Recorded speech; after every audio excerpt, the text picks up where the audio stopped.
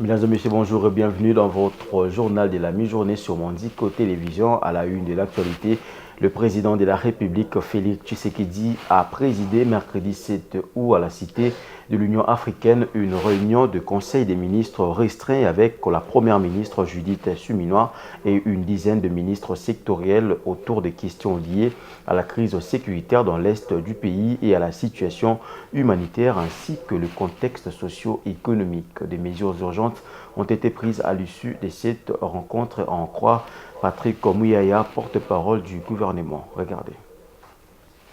Revenu le mercredi matin d'un séjour médical à Bruxelles, en Belgique, le chef de l'État Félix Tshisekedi a présidé à la Cité de l'Union africaine une réunion restreinte du gouvernement. La première ministre Judith Suminwa et une dizaine de ministres sectoriels ont pris part à cette séance de travail. Des questions liées à la crise sécuritaire dans l'est du pays, la situation humanitaire et au contexte socio-économique sont abordées au cours de ces conseils restreints. Patrick Muyaya Katembwe, ministre de la Communication et Médias et porte-parole du gouvernement, fait ici la synthèse de cette réunion. Du gouvernement pour statuer essentiellement sur deux points. Le premier point, c'était sa communication et les deuxièmes points concernaient la prorogation de l'état de siège. Et donc sur ces deuxièmes points, le Conseil de ministres, donc la réunion restreinte dont les décisions engagent le gouvernement, a adopté le projet d'ordonnance loi portant prorogation de l'état de siège qui entre en vigueur à partir du 9 août 2024. Le seul et unique point abordé par le président de la République dans sa communication concernait les mesures à prendre pour l'amélioration du pouvoir d'achat des Congolais. Vous savez qu'en 7 conseils de ministres, le président de la République a eu l'occasion à 2 reprises de s'exprimer sur le sujet. Au dernier conseil de ministres, il avait donné l'exemple du prix du pistolet qui a doublé et des instructions fermes ont été données à la première ministre pour qu'elle s'assure qu'au niveau de la commission ECOFIN et reconstruction du gouvernement, que des mesures soient envisagées. Et donc aujourd'hui, nous avons abordé les premières mesures qui ont été prises au niveau du ministère de l'économie nationale qui concernent essentiellement les mesures à prendre pour la baisse de prix des denrées de première nécessité. Donc les denrées principales ont été identifiées, des mesures ont été proposées, notamment en termes des réductions de certains droits et taxes et redevances, mais aussi en termes de tracasseries qui peut y avoir, des difficultés des transports. Nous avons eu en 3 heures du temps l'occasion de faire le tour complet des mesures qui sont envisagées et les ministres, le vice-premier ministre, ministre de l'économie ainsi que les ministres des finances ont été appelés à harmoniser les vues pour qu'au conseil de ministres de vendredi nous puissions adopter formellement ces mesures qui pourront être annoncées très rapidement dès que le conseil de ministres se terminera. Les présidents de la République donnent des orientations claires et précises dans différents domaines pour des actions concrètes. Peu avant cette réunion, la sécurité et l'économie étaient au centre des échanges entre le chef de l'État, Félix Tshisekedi, et le président de l'Assemblée nationale, Vital Kamerhe, le même mercredi soir à la Cité de l'Union africaine. Les deux personnalités se sont convenues de faire une évaluation régulière de la situation sur terrain. C'était également une occasion pour le président de la Chambre basse du Parlement de se rassurer de l'état de santé du président de la République après son retour de Bruxelles. Commentaire de Rantaluela. Après son retour à Kinshasa, le chef de l'État Félix Tshisekedi a accordé une première audience au président de la Chambre basse du Parlement Vital Kamerhe le mercredi à la Cité de l'Union africaine. Des questions sécuritaires et économiques étaient au menu de leur discussion. Sur la crise sécuritaire dans l'est du pays, ils se sont convenus de faire une évaluation régulière de la situation sur terrain. En ce qui concerne la sécurité, avec le président de la République, nous avons convenu, et c'est lui le garant au terme de l'article 69 de notre Constitution, de faire une évaluation régulière de la situation sur le terrain. L'Assemblée nationale en tant qu'autorité budgétaire, le gouvernement en tant qu'institution qui gère la République au quotidien, le président de la République en tant que chef de l'exécutif, les responsables des cours et tribunaux, c'est-à-dire le pouvoir judiciaire, et si l'échelle, on peut inviter les ministres, vice-premier ministre de la Défense, vice-premier ministre de la Justice, vice-premier ministre de l'économie, vice-premier ministre de l'intérêt sécuritaire et affaires coutumières selon le problème à traiter. Parce que le président de la République, tout le monde le sait, il n'a pas lésiné sur les moyens. Il a recruté les hommes et il les a formés. Il les a lotis des équipements pour faire face à cette guerre qu'on nous a imposée. Concernant la gestion de moyens fournis à l'armée congolaise, le président de l'Assemblée nationale rappelle que le chef de l'État veut la transparence totale dans la chaîne de livraison de la nourriture afin d'éviter les plaintes incessantes de soldats sur terrain. Par ailleurs, la dépréciation du franc congolais par rapport aux devises étrangères a été abordée. Nous avons abordé l'éternel problème de l'inflation et du taux d'échange. La solution à ce problème de l'inflation et de la perte de valeur de notre monnaie réside dans la non-production.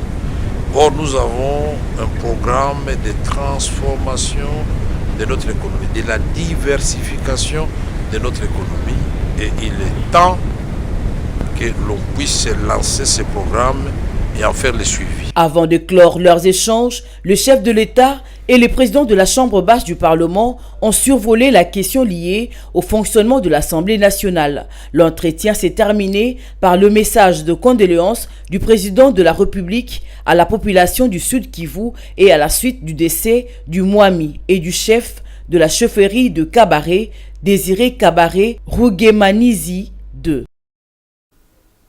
Quittons la cité de l'Union africaine et rendons-nous au palais du peuple, précisément à la Chambre haute du Parlement. Élection du bureau définitif. 20 candidatures ont été réceptionnées par le bureau d'âge du Sénat. La liste provisoire des candidats retenus à différents postes du bureau définitif de la Chambre haute du Parlement a été rendue publique le mercredi 7 août 2024. La journée de ce jeudi 8 août sera consacrée au dépôt et examen de recours par la commission ad hoc ainsi qu'à l'affichage de la liste définitive des candidats retenus. Suivez.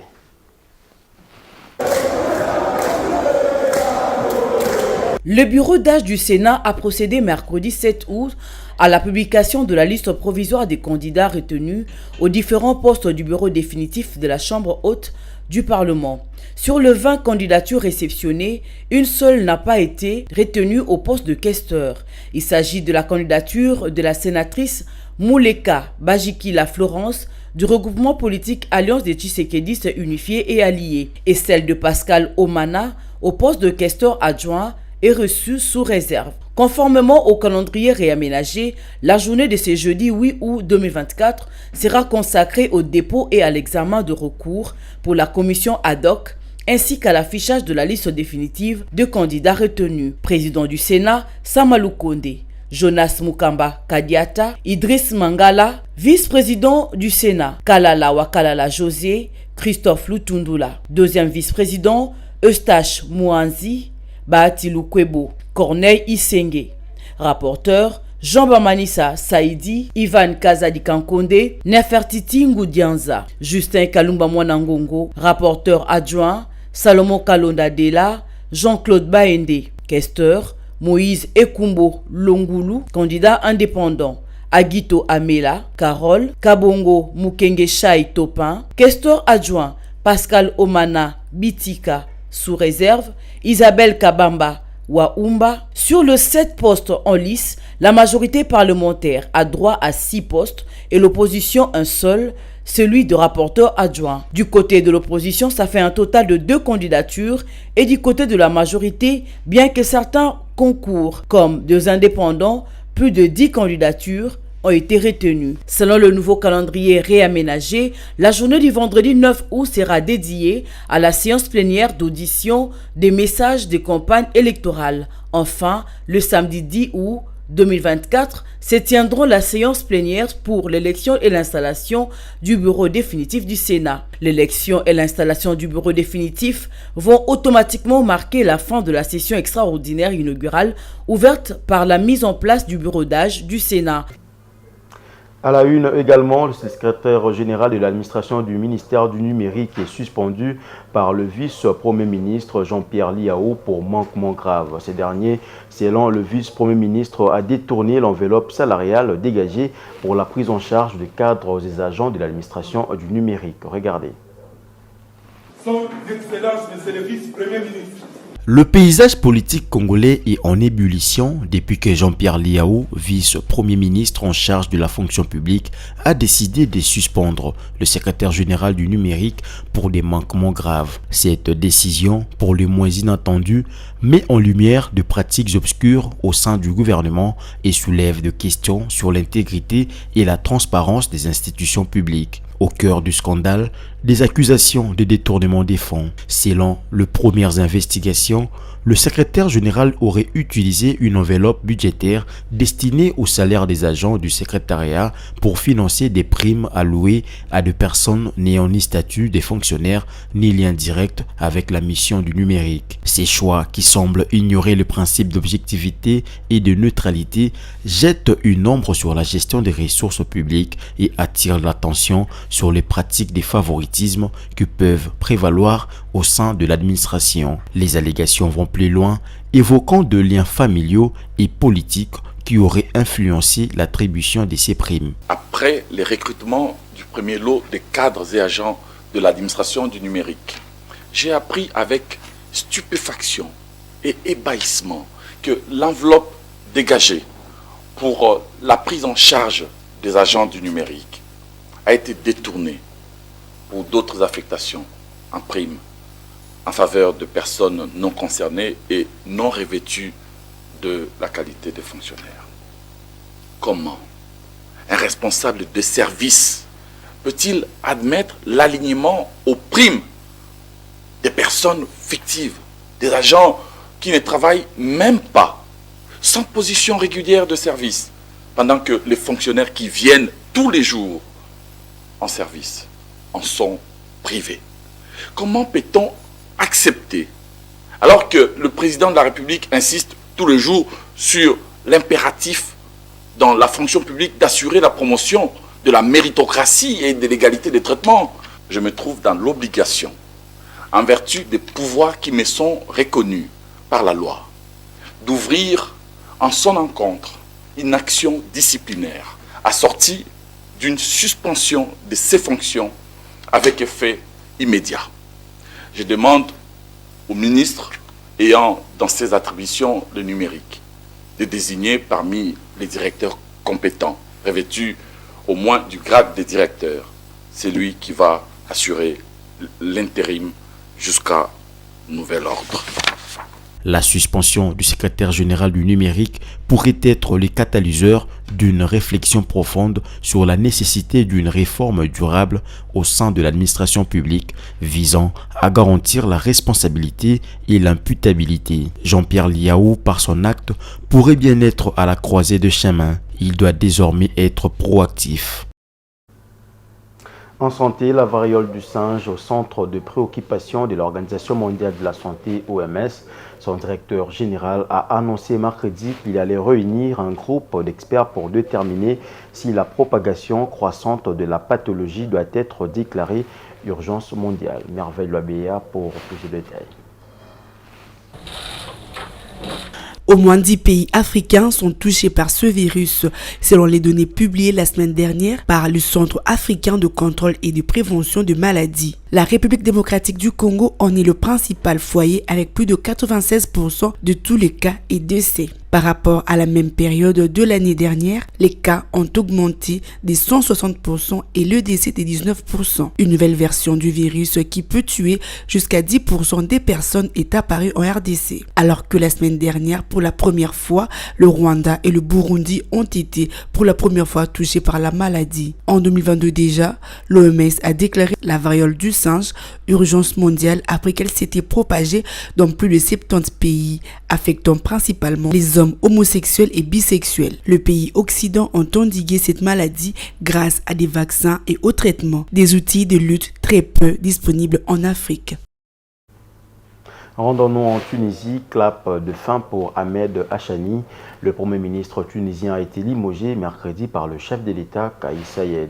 Il a été remplacé dans la foulée par Kamel Madouri qui occupait le poste de ministre des Affaires sociales dans son gouvernement.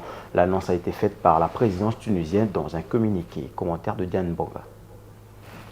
Ahmed Achani quitte son poste près de 12 mois après sa nomination. Le désormais ex-premier ministre n'a pas survécu à la crise récurrente de coupures d'eau et d'électricité dans de nombreuses régions du pays. L'intéressé met en avant la sécheresse pour justifier ces pénuries. Son ministère de l'Agriculture affirme que les niveaux de barrage est extrêmement critique et qu'il a atteint 25%. C'est ce que conteste le président tunisien. Kais Saied y voit plutôt un complot politique à la proche de la présidentielle. Le président sortant a déposé lundi sa candidature à l'élection présidentielle du 6 octobre prochain. Il est accusé de restreindre les libertés politiques afin de favoriser sa réélection.